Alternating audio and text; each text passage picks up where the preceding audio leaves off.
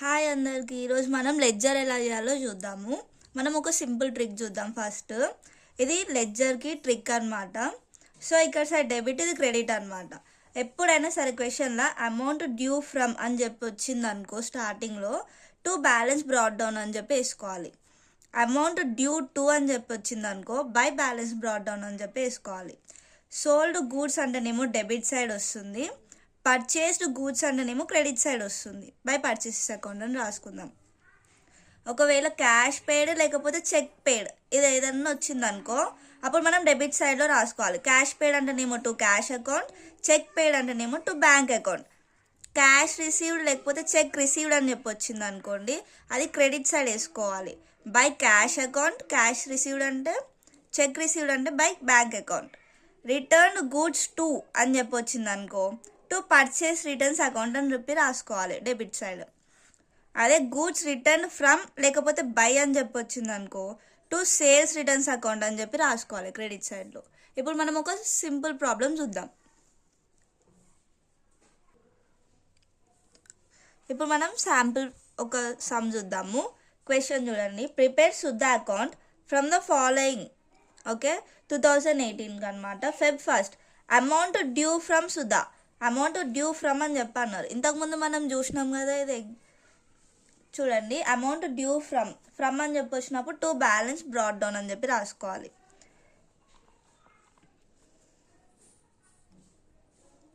Feb 1st amount due from Sudha కదా, to balance broad down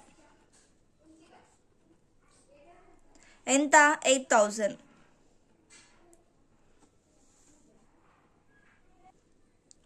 next Feb 4th goods sold to Sudha. Sold చేసినాం మనం గూడ్స్ని. మన ట్రిక్లో చూడండి, sold goods ఎక్కడ వస్తుంది, debit side. So Feb 4th to sales account ఎంత, 11,000. Next Feb 12th goods returned by Sudha. సుధానే goods return చేసింది అనమాట. సో గూడ్స్ రిటర్న్ ఫ్రమ్ లేకపోతే బై అని చెప్పి వచ్చినప్పుడు మనం క్రెడిట్ సైడ్లో రాసుకోవాలి. Date 12th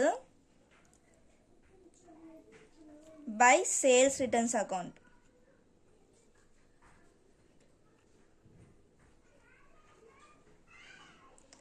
amount 4,000.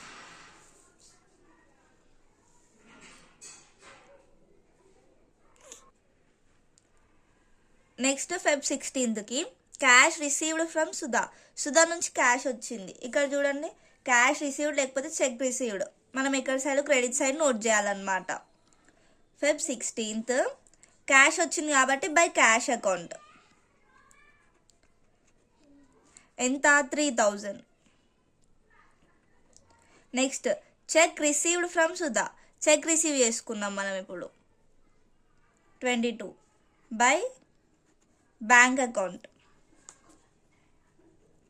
6,000.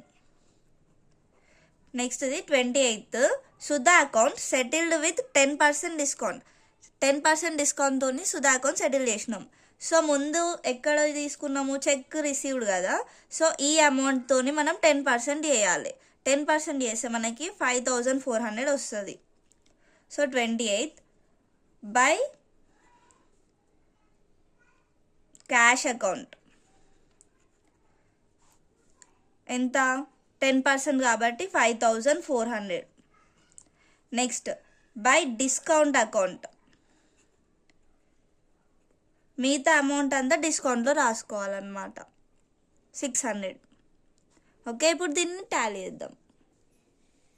Amount 2 sides Tally అయింది 19,000తో.